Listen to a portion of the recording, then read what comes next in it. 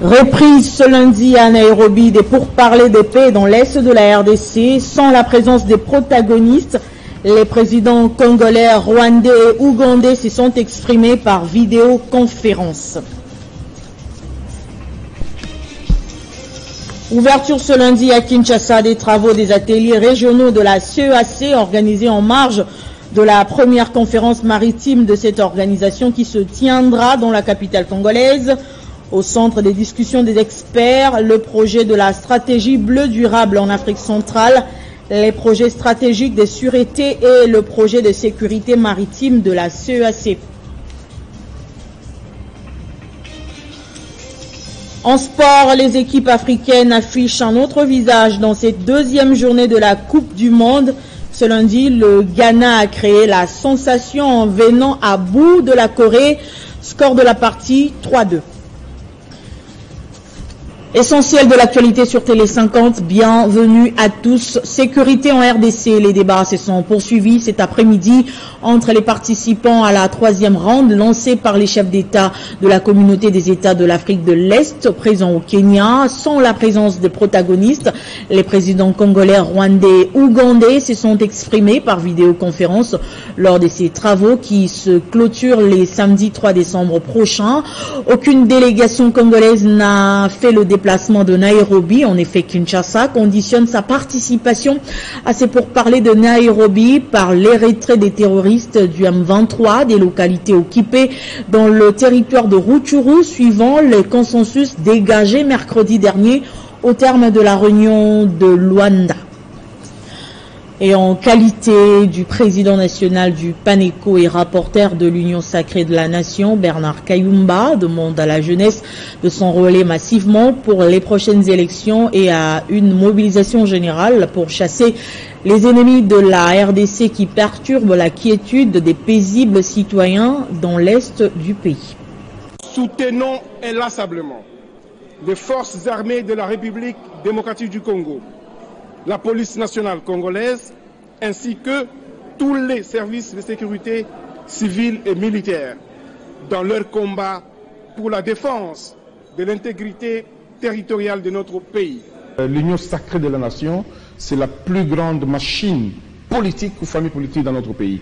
Et donc, le fait que nous lançons des communiqués à la communauté nationale et internationale, cela sous-entend que nous sommes de cœur avec nos amis des FARDC, de la police, qui sacrifient leur vie pour le maintien de la paix et de la sécurité dans notre pays. Et donc nous, en tant qu'acteurs politiques, sous la vision du chef de l'État, son Excellence Félix Antoine Tshisekedi Tshilombo, nous sommes là bien entendu pour que nous puissions contribuer à la pacification de l'Est de notre pays. Et donc tout ennemi qui viendrait pour déranger la quiétude, la stabilité politique et économique dans notre pays, nous, Congolais, nous avons intérêt à le chasser.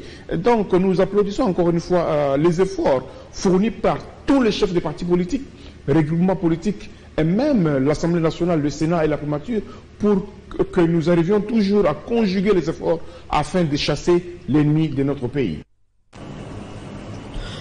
Dans l'actualité également, ouverture ce lundi à Kinshasa des travaux des ateliers régionaux de la CEAC organisés en marge de la première conférence maritime de cette organisation qui se tiendra dans la capitale congolaise. Au centre des discussions des experts, le projet de la stratégie bleue durable en Afrique centrale, les projets stratégiques de sûreté et le projet de sécurité maritime de la CEAC. On écoute à ce sujet le ministre de l'intégration régionale et francophonie, Maître Didier Mazenga Mukanzu, pour plus de détails.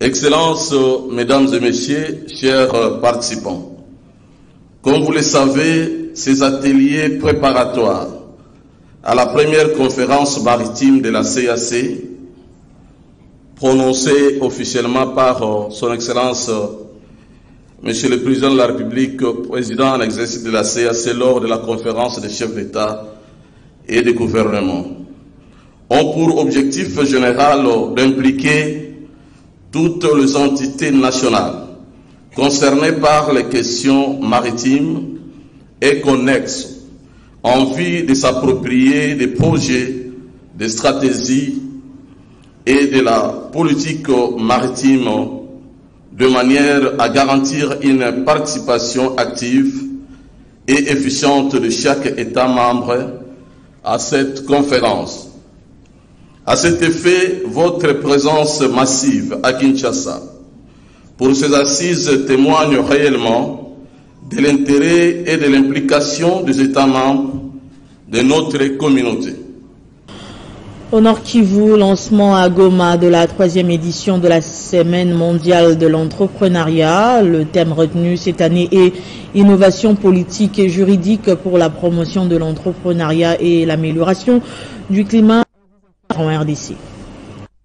C'est sous le haut patronage du gouverneur militaire du Nord Kivu que se tient à Goma la 3e édition de la Semaine mondiale de l'entrepreneuriat. Cette année, elle est célébrée sous le thème « Innovation politique et juridique pour la promotion de l'entrepreneuriat et l'amélioration du climat des affaires en RDC ». Pendant 3 jours, la politique et stratégie nationale des petites et moyennes entreprises seront vulgarisées, ainsi que le programme national pour le développement de l'entrepreneuriat au Congo. Prof Benoît Kambale, coordinateur technique de cette activité, revient sur la particularité de cette édition. Cette semaine mondiale de l'entrepreneuriat revêt un caractère particulier dans la mesure où le gouvernement congolais a déjà fait de nombreuses innovations, autant sur le plan stratégique, sur le plan politique, mais également juridique pour le développement de l'entrepreneuriat dans notre pays et l'amélioration du climat des affaires. Malheureusement, tous ces documents précieux sont restés dans le bureau des ministères ou même dans les bureaux des services de l'État, à tel point que nous les acteurs, nous les consommateurs finaux les contenus de ces documents précieux ne sont informés de quoi que ce soit. Rappelons que cette semaine mondiale de l'entrepreneuriat est une opportunité offerte aux acteurs du secteur privé et public pour se faire connaître, partager leurs expériences, offrir et vendre leurs produits et services pour gagner de nouveaux marchés et découvrir de nouvelles innovations. Et puis le Front pour un Congo nouveau salue la publication du calendrier électoral. Ce parti appelle à l'enrôlement massif pour une victoire écrasante du chef de l'État, Félix Tshisekedi, son candidat à la présidentielle. Les députés nationaux et professeur Claude Nyamugabo Baziboué, autorité morale du FPCN, l'a dit lors de l'installation de la présidente de la Ligue des femmes de cette formation politique qui appelle la femme justement à jouer un rôle majeur au sein du Front pour un Congo nouveau. La maman ya FPCN, viva! Voici la présidente de la coordination nationale de la Ligue des femmes du Front pour un Congo nouveau. Madame Anne Lingomo a été installée par l'autorité morale de cette formation politique, le député national et professeur Claude Nyamugabo Baziboué. Jamais les femmes du FPCN trahiront les Congo. Notre pays restera un et indivisible. 51% de la population congolaise étant constituée des femmes, le FPCN réserve une place de choix à la femme, aide semblable de l'homme depuis la création. Cette formation politique s'inscrit également dans la vision du chef de l'État Félix Tshisekedi qui tient à la promotion d'égalité des chances entre hommes et femmes, conformément à l'article 14 de la Constitution. L'autorité morale du FPCN rassure la représentativité féminine de son parti lors des échéances électorales à venir. Par ailleurs, le FPCN, qui salue la publication du calendrier électoral, appelle à l'enrôlement pour une victoire écrasante de ses candidats à tous les niveaux. Notre parti est membre de l'Union sacrée de la nation et soutiendra la candidature de Félix Antoine Tshisekedi Tshilombo à la présidentielle de 2023. Solidaire aux compatriotes de l'Est, le FPCN rend hommage au chef de l'État pour ses efforts militaires, politiques et diplomatiques louables entrepris pour le retour de la paix dans la partie est de la RDC. À la fin de la cérémonie de l'installation de la Ligue de femmes, le Front pour un Congo nouveau, qui poursuit son implantation, a enregistré près de 1000 adhésions. Et puis la tournée communale du député national Samuel Mbemba se poursuit dans la capitale Kinshasa, à l'étape du quartier Jamaïque. L'élu de l'Alukunga a demandé à la population de soutenir les commandants suprêmes pour lutter contre l'agression rwandaise. À son arrivée au quartier Jamaïque, énième étape de sa tournée communale, le député national Samuel Mbemba Kabouya a eu droit à un accueil chaleureux, lui réservé par un public innombrable venu à sa rencontre, et l'ambiance était festive.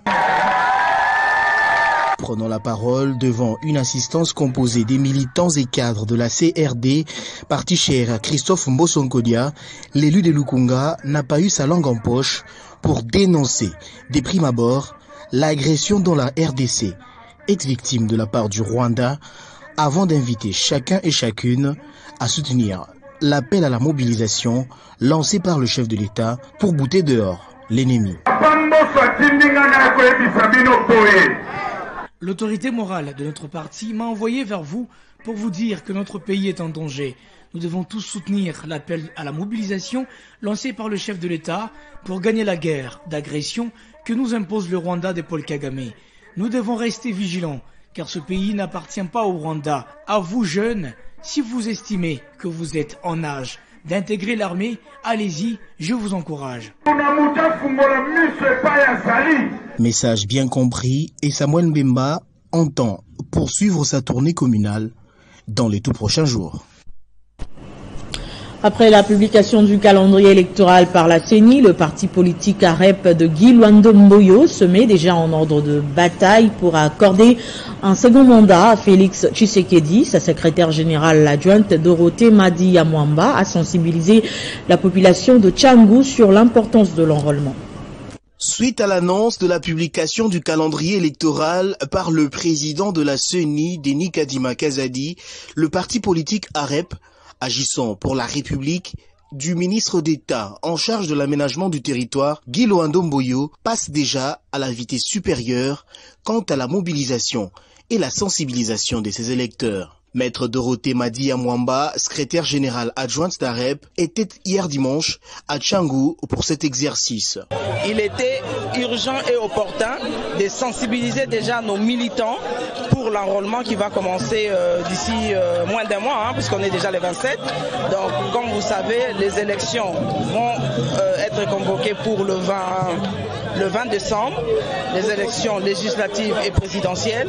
Donc, il faut déjà, pour qu'on puisse avoir autant de voix et être élu par ces militants, il faut qu'ils s'enrôlent. Accompagné de quelques membres et cadres de ce jeune parti qui s'arrange pour la réélection du président de la République, Félix Antoine Tshisekedi, la secrétaire générale adjointe d'AREP a dans son speech expliqué le sens de l'opération d'enrôlement. Ceux qui vont s'enrôler, il ne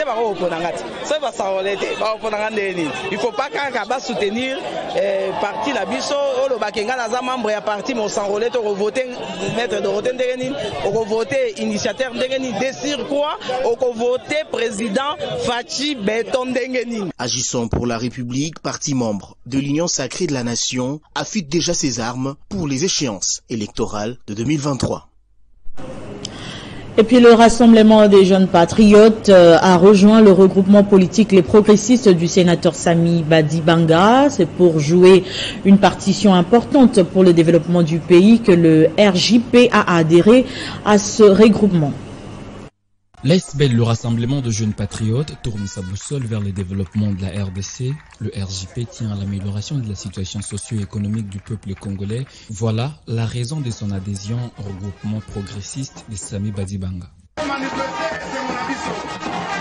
Dans son discours, Dier Singimbi, président national du RJP, a invité ses camarades progressistes à mettre l'homme au centre du raisonnement politique pour le développement de la RDC. Redoublons nos efforts.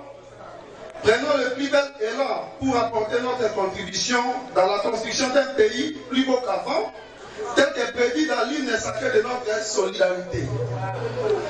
Agissons dans l'ordre et la discipline, suivant les orientations de la hiérarchie du parti ou du regroupement. Prenant la parole au cours de la même cérémonie, le secrétaire général du regroupement politique, le progressiste, a salué l'adhésion du RJP qui apporte une pierre à l'édifice. Adhésion au Ezosalama na mokolo ya lelo elingi kolobake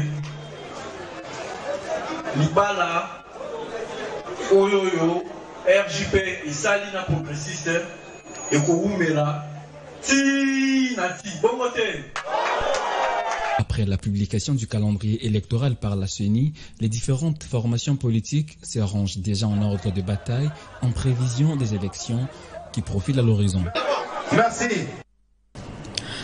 Santé sexuelle et reproductive, le gouverneur de la province du Kasaï a organisé ce lundi une table ronde avec des leaders politico-administratifs et la société civile engagée dans la défense des droits de la femme et la jeune fille. Cette activité a l'appui technique et financier de l'ONG internationale IPAS.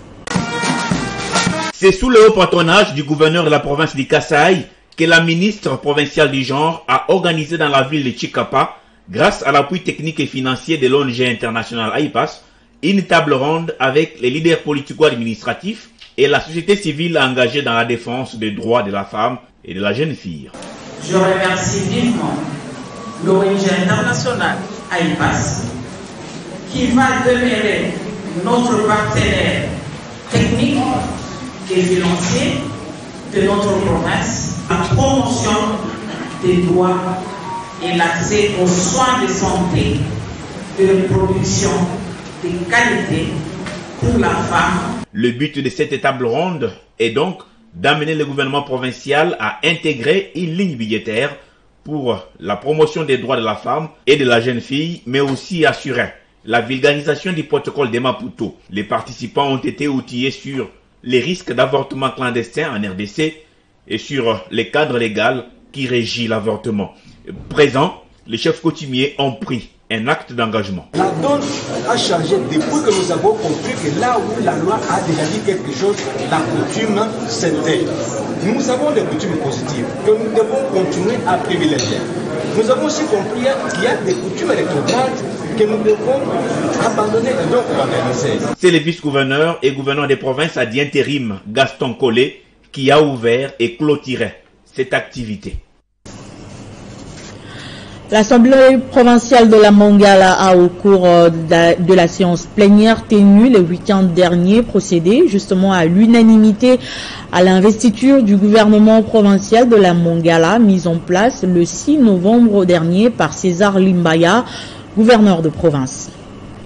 Composé de 10 ministres provinciaux, dont une femme, ce gouvernement, en majorité des jeunes, est investi après la présentation par le gouverneur de province du discours programme d'action. À en croire César Limbaya Mbangissa, les actions de son gouvernement sont axées sur 5 piliers prioritaires. Même si la nature humaine peut à un certain moment nous amener à pouvoir nous écarter de la bonne ligne, mais vous serez là, la population sera là, les collaborateurs seront là, pour que de temps en temps, nous puissions nous retrouver, travailler pour essayer de poser des actions satisfactoires à la population de la montagne. Donc, voilà pourquoi nous avons dit, et avec votre accompagnement, vous allez nous aider qu'on enlève le truc de secteur lorsqu'il a violé la loi. Dans le but d'améliorer les conditions sociales de la population, le chef de l'exécutif provincial entend construire et appuyer les structures sanitaires et éducatives. La Mongala étant une province à vocation agricole, un regard particulier y sera fixé afin d'augmenter le taux de desserte en électricité et en eau potable, ainsi protéger les écosystèmes. Après les interventions des députés provinciaux qui ont apprécié cet ambitieux programme, le gouvernement Limbaya a été investi à l'unanimité.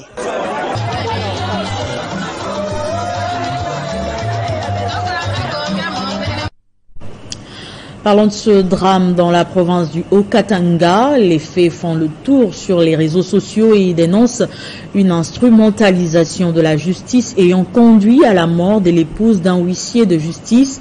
Un haut dignitaire de l'État serait impliqué d'après les informations du rapport d'enquête. Consécutivement à la tournure des événements, quelques associations de la société civile ont pris le devant pour dénoncer une injustice sur base des manipulations politiques dans le dossier de longue date opposant Sieur Moïse Katumbi et Pascal Beveragui. Tout remonte au 18 novembre quand M. Hassani Zabalega, huissier près du tribunal de commerce de Lubumbashi, s'est présenté auprès du cabinet de maître Orphée Chimbadi afin de signifier l'arrêt MU 1917. Il ne pourra en sortir parce que séquestré dans le but d'empêcher l'entreprise Ecobank de procéder à l'exécution de la décision dans le respect de la procédure. Son épouse, mise au courant de la situation traversée par son mari, piquera une crise sur le champ avant de perdre la vie 3 jours plus tard, malgré son hospitalisation aux cliniques universitaires de Lubumbashi. D'après ces documents signés par une quinzaine d'ONG du cadre de concertation de la société civile du Haut-Katanga, l'on affirme que l'arrestation de l'huissier a été précédée d'un appel du député provincial et avocat Peter Kazadi, une version corroborée par Orphée Chimbadi. Seulement depuis lundi, les proches de M. Hassani Zabalega confient que le veuf ne pleure pas sa femme qui laisse 2 orphelines en paix. L'huissier est harcelé par des menaces de mort, par plusieurs voies, mais aussi d'une sanction de la part de sa hiérarchie pour des faits qu'il ne reconnaît pourtant pas. La délégation du cadre de concertation de la société civile du Haut-Katanga s'est rendue auprès de la famille, victime et éprouvée. Elle en a profité pour formuler quelques demandes et préoccupations, telles que la prise en charge des obsèques, les paiements des dommages et intérêts par l'État congolais, mais aussi au ministre de la Justice ainsi qu'au barreau de Lubumbashi, des poursuites et des sanctions pour toutes les personnes citées dans cette affaire. Contactés à ces sujets par la rédaction de Télé 50, les députés provinciaux et avocats, Peter Kazadi a nié les faits. Toujours dans le Haut-Katanga, parlons de la spoliation de la concession de l'entreprise minière Tsingada, située à 75 km de la ville de Lubumbashi, par des ennemis de la paix. Ces travailleurs alertent les autorités tout en espérant réparation. Située à près de 75 km de Lubumbashi et sur la route Mwadingusha, l'entreprise Zingda Mining est depuis une semaine victime d'une occupation illégale de sa concession par des fauteurs de troubles. Une situation qui cause préjudice à des milliers de travailleurs qui sollicitent ici l'implication des autorités compétentes pour une suite favorable. Des autorités compétentes pour une suite favorable. Nous sommes venus nous plaindre, nous, société Zingda Mining. Nous avions constaté l'arrivée des personnes en tenue militaire accompagnées de plus ou moins de 50 camions et engins qui sont venus, ils ont commencé le chargement dans notre concession, dans notre carrière. Nous sommes venus décrier un comportement injuste. Nous avons vu l'arrivée des hommes vêtus en uniforme pour soutenir les malfrats qui sont venus exploiter nos minerais en nous refusant l'accès à nos biens.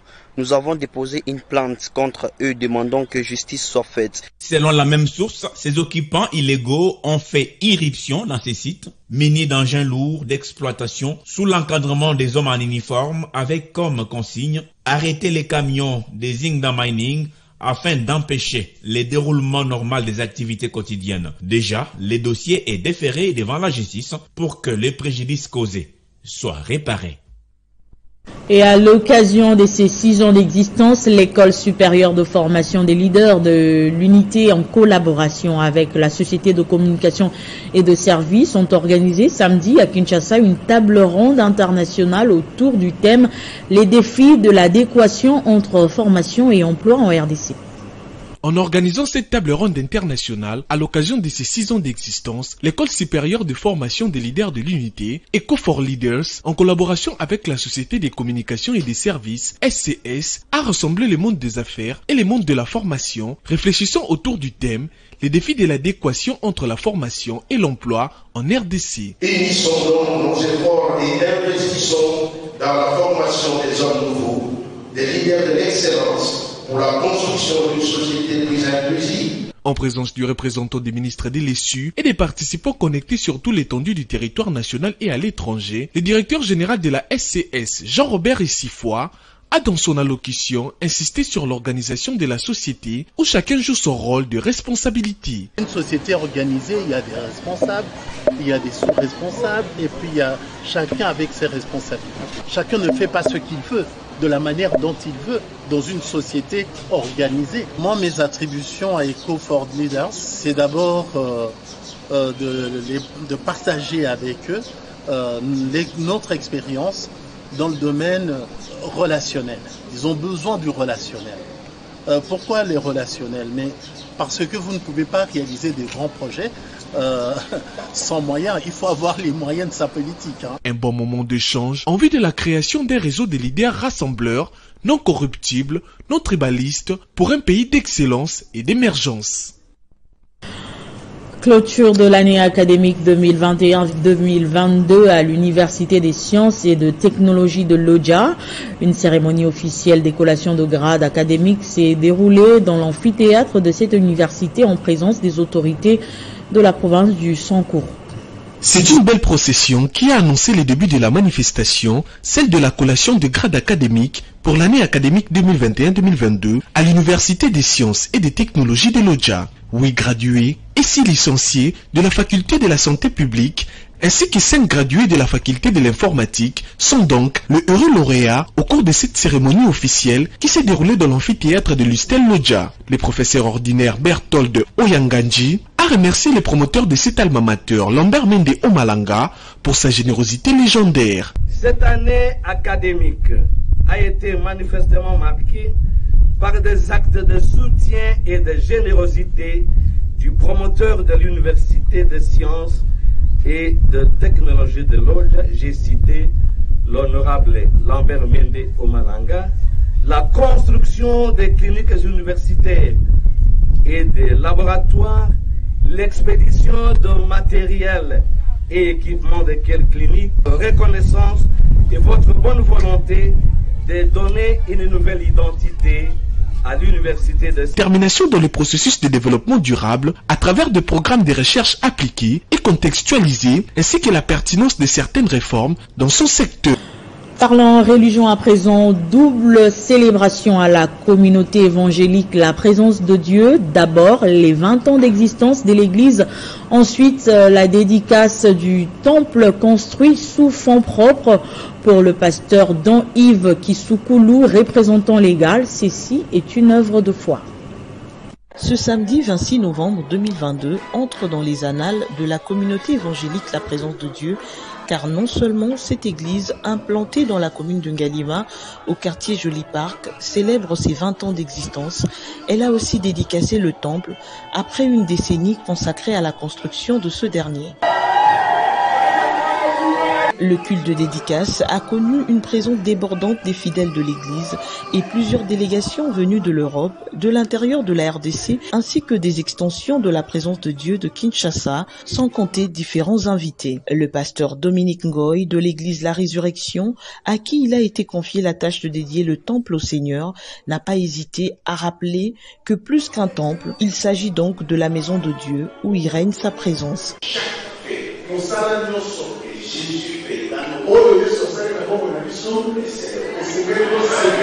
Rendant hommage à Jacques-André Verneau, de qui il est fils spirituel, le pasteur Don Yves Kisoukoulou, représentant légal de la communauté, à travers des déclarations de foi, a également consacré l'œuvre entre les mains du Seigneur.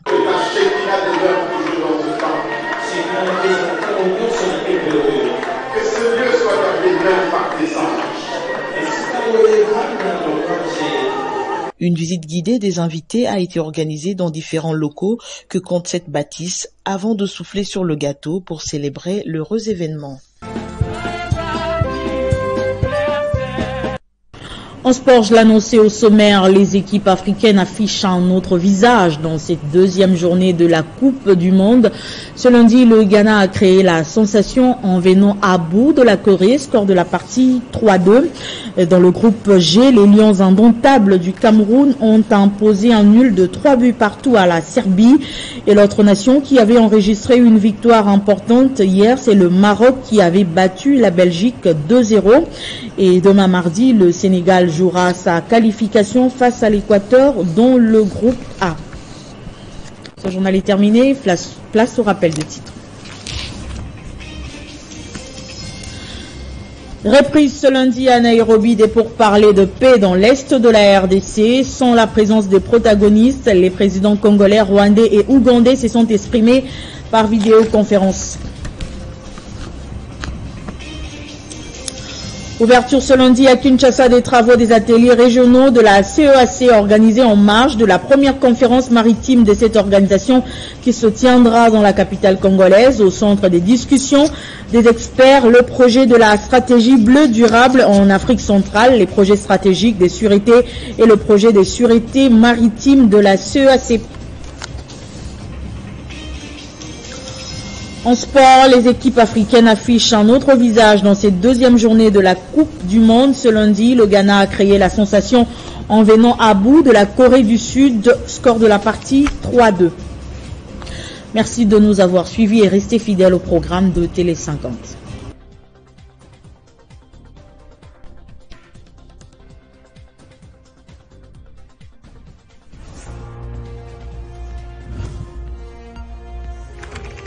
L'actualité reste en continu.